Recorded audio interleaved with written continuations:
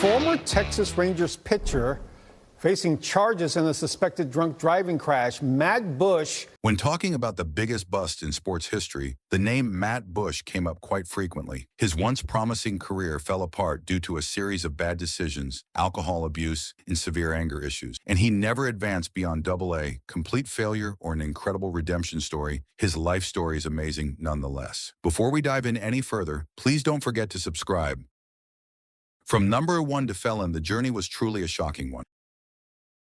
After being the #1 overall pick for the Padres, Bush signed a contract that came with a hefty $315 million bonus. At just 18 years old, he suddenly had a lot of money, but not the maturity to handle it. While training in Arizona shortly after the draft, Bush's legal troubles began. The first sign of things going wrong was at a bar called McDuffy's, where his behavior started to unravel. Bush and his brother reportedly snuck into the bar through a back entrance, bypassing security. When staff realized he was underage, they asked him to leave. Instead of complying, Bush refused, and alongside his brother, ended up starting a fight with two of the bouncers. In the chaos, it was even said that Matt bit one of the bouncers on the arm. By the time things calmed down, Bush was cited for assault, trespassing, disorderly conduct, and underage drinking. This was not how anyone had pictured the beginning of his career. Not Bush, not his family, and certainly not the Padres, who had drafted him first overall with high hopes. Instead of focusing on baseball, he was already dealing with legal issues, setting a rocky tone for what should have been a promising start to his professional life. After returning to the field, Bush managed to play in 29 rookie league games, but his performance was far from what was expected of a top draft pick. He struggled at the plate,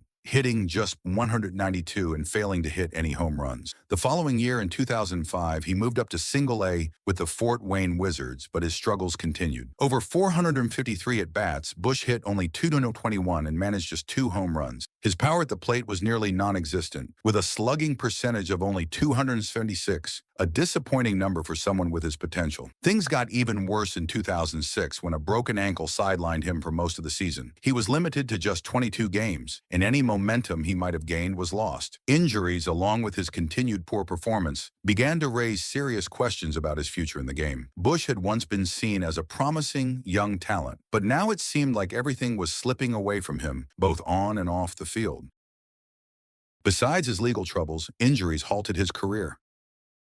At this point, it seemed like Bush was shaping up to be a clear bust. His off-field issues had led to multiple arrests, and on the field, he wasn't living up to the hype. But despite all this, there was one thing that couldn't be denied. He still had an incredible arm. The Padres saw potential in that arm and decided to give him a shot at pitching, hoping a change in position might turn things around for him. In 2007, Bush got his first taste of life on the mound, and for a brief moment, it looked like the move might pay off. Over 7 appearances, he was electric. He struck out 16 batters in just 7.23 innings, boasting an impressive 1.17 ERA and walking only 2 hitters. His performances had fans and the team excited, thinking maybe he had finally found his niche as a pitcher. Unfortunately, just as things were starting to look up, disaster struck. Bush tore a ligament in his pitching arm, an injury that required Tommy John surgery. This was a major setback, sidelining him for the entire 2008 season. What could have been the beginning of a new chapter in his career was suddenly put on hold as he faced a long recovery ahead. The high school brawl then came to light, tarnishing his reputation heavily. During his recovery from Tommy John surgery, Bush found himself in trouble once again, this time off the field in another drunken incident. He was accused of assaulting members of a high school lacrosse team in a wild altercation. According to witnesses, Bush threw a golf club, picked up one of the players and tossed him, and then hit another player, all while shouting, "I'm Matt fucking Bush!" To make matters worse, after the altercation, Bush recklessly drove his Mercedes over a curb and sped away from the school campus. The incident caused a media frenzy, with articles circulating that labeled him as the worst #1 overall draft pick in baseball history. His once promising career had taken a nosedive, and this latest event was a breaking point for the Padres. They had invested a lot in him, but his continuous off-field problems made it impossible for them to keep him on the roster. The Padres finally gave up on Bush, trading him to the Toronto Blue Jays in exchange for future considerations, signaling how far he had fallen from the high hopes that once surrounded him. Violating the zero-tolerance policy caused him great trouble. Baseball is a little easier for me because it's just what I'm gifted at. It's what I've been blessed, to be able to do. When the Blue Jays acquired Bush, they immediately placed him on a strict zero-tolerance policy, fully aware of his troubled past. They sent him to Dunedin, Florida, where their spring training facility and rookie league team were located. However, much like his time with the Padres, Bush didn't even get the chance to throw a single pitch for the organization before finding himself in trouble off the field again. While attending a party, Bush passed out from drinking too much, and as a joke, someone drew markings on his face. When he woke up and saw what had happened, he flew into a fit of rage. He blamed a 23-year-old woman at the party for the prank and reacted violently. Bush threw a baseball just inches past her head in anger. As she tried to escape, he banged on her car window, terrifying her and others at the scene. The Blue Jays quickly learned about the incident and had no choice but to act. Given his zero-tolerance agreement, the team immediately released him for failing to comply with the guidelines set out for him. This marked another major setback for Bush, who missed the entire 2009 season as a result. It was now 2 full seasons that he had not played a single professional game, and his once promising career continued to spiral downward. Remarkably, despite all his past trouble, Bush managed to get yet another chance in 2010 when the Tampa Bay Rays signed him to a minor league deal. His talent was undeniable, especially his powerful arm, which kept teams interested even after everything he'd been through. That year, he appeared in just 10 games, splitting time between rookie league and high A ball.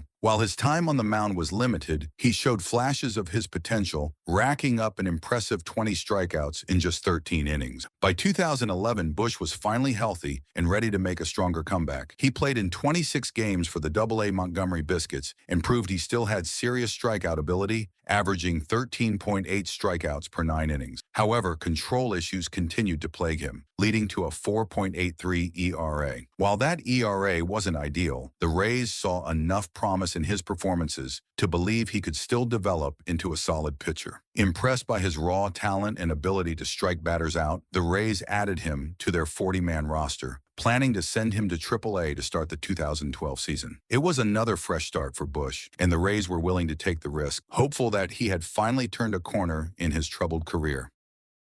Then came another drama, adding to his pile of troubles.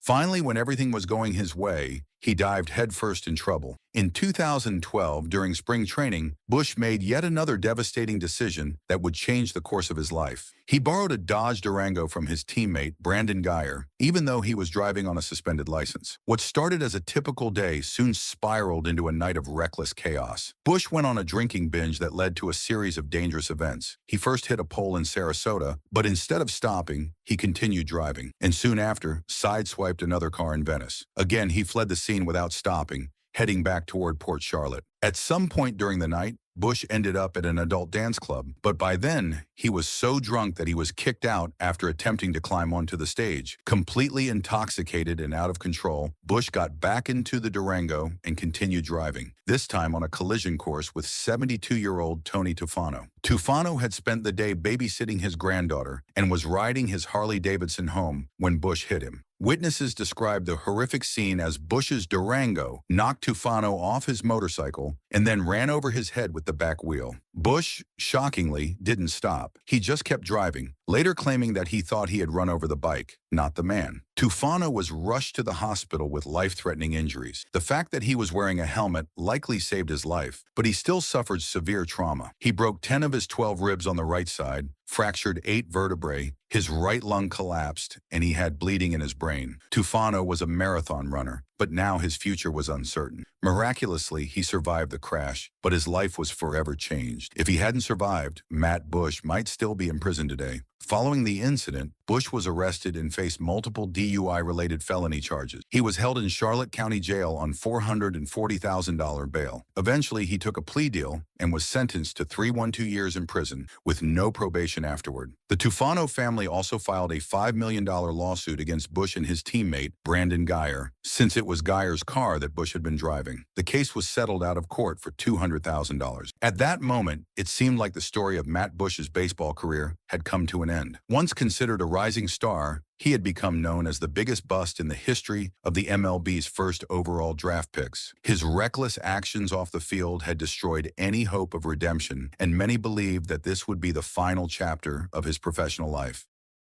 Despite the scandals, we cannot deny his skills as one of the best 5-tool players. Bush attended Mission Bay High School in San Diego, California, where he quickly made a name for himself as a standout athlete. On the baseball field, he played shortstop, and his defensive skills, combined with his strong arm, made him a top prospect for Major League Baseball. At the plate, Bush was just as impressive, boasting a 450 batting average, hitting 11 home runs, and driving in 35 RBIs. But Bush wasn't only a threat with the bat, he also pitched, regularly throwing a blazing 94 mph fastball and complementing it with a sharp curveball. His pitching stats were equally remarkable, finishing his high school career with a 5-1 win-loss record, 2 saves, and an eye-popping 0.73 ERA. Many scouts considered Bush to be one of the best 5-tool players ever to come out of high school, showcasing his talents in hitting, fielding, throwing, running, and even pitching. Outside of baseball, Bush was a well-rounded athlete who also played soccer and ran track, proving his athleticism extended beyond just the diamond. In the 2004 Major League Baseball draft, the San Diego Padres selected Bush as the first overall pick, choosing him as a shortstop. When he signed with the team, Bush received a substantial $3.15 million signing bonus, which at the time, the second largest bonus was ever given to a Padres draft pick. Interestingly, Bush wasn't actually the Padres' first choice. The team initially had their sights set on 2 top college players, Stephen Drew and Jared Weaver. However, both players were represented by Scott Barras, a well-known agent notorious for negotiating hefty signing bonuses for his clients. Padres owner John Moores wasn't willing to meet Barras's high demands, so the team decided to go with Bush instead. By selecting him, Bush became the first high school shortstop to be drafted first overall since the Seattle Mariners chose Alex Rodriguez in 1993. Though Bush wasn't the Padres' top pick, his raw talent and potential made him an exciting prospect for the organization. Bush's professional career got off to a rocky start, beginning with a suspension before he ever had the chance to step onto the field. When he finally did play, he struggled as a shortstop, hitting just 192 in 99 at-bats during his time in the rookie-level Arizona League and the short-season Northwest League. In the 2005 season, he moved up to the Fort Wayne Wizards in the Single-A Midwest League, but faced more challenges. Over the course of 453 at-bats, he managed only a 221 batting average. By 2007, things weren't improving much. As of May 28th, he had a disappointing 583 OPS, which prompted the Padres to make a significant decision: convert him to a pitcher. Bush's fastball had impressive speed, reaching up to 98 miles per hour, and he brought with him valuable experience from his days as a standout pitcher in high school. However, his time with the Padres was running out. On February 5, 2009, he was designated for assignment to make room for veteran player Cliff Floyd. Just a few days later, on February 10th, Bush was traded to the Toronto Blue Jays in exchange for a player to be named later or cash considerations, but he was sent to prison after the DUI crash. After getting released from prison, he got a job at Golden Corral. It was in the parking lot of a Golden Corral in Jacksonville, Florida, where Matt Bush held a showcase for scouts from the Texas Rangers. Despite everything that had happened in his life, his arm still had incredible power. But the big question was, would the Rangers take a chance on him after all the legal issues and setbacks? Amazingly, the answer was yes. On December 18, 2015, the Rangers signed Bush to a minor league deal. Rangers GM John Daniels spoke about the decision, saying, "Unlike some who have been accused of different crimes or had things happen in the past, Matt isn't running or hiding from this. He's been extremely accountable and very remorseful." Even Tony Tufano, the man Bush had injured in the DUI crash, offered his support, saying he was glad to see Bush getting another shot at baseball. Bush was assigned to Double-A Frisco, and this time his father went with him to help keep him focused and out of trouble. On the field, Bush impressed in his 12 appearances, striking out 18 batters over 17 innings and posting a solid 2.65 ERA. The Rangers saw enough promise in him to give him the ultimate opportunity, calling him up to the major leagues. Finally, about 12 years after being drafted first overall, Bush made his big league debut. In his first appearance, he shut down the heart of the Blue Jays lineup to close out the game, marking an incredible moment of redemption in what had been a very troubled journey to the top. However, the following years brought challenges as he struggled with injury issues, ultimately needing a second Tommy John surgery. Despite these setbacks, Bush remained focused and worked hard to keep his spot on the roster. There were times when he had to pitch in AAA, but he continued to show promise. In 2022, he had a solid season with a 2.95 ERA over 40 appearances, striking out an impressive 11 batters per 9 innings. This performance earned him a trade to the Milwaukee Brewers, where he faced some difficulties and ended the season with a 4.3 ERA. In 2023, after a tough start to the year with the Brewers, he was released and found his way back to the Rangers organization. He was assigned to the AAA Round Rock Express, where he pitched well again, posting a 2.13 ERA with 16 strikeouts and 2 saves in just 9 games. Perhaps most importantly, Bush successfully quit drinking and hadn't had any off-the-field issues since his release from prison. It was a huge step forward for him, reflecting his commitment to making positive changes in his life while still pursuing his baseball career. That is it for this one, but if you happen to like MLB Legends, make sure to check out our latest videos on our channel Baseball Icons. I'm sure you will love it. Oh, and while you are at it, drop a comment telling us who to cover next, and don't forget to subscribe.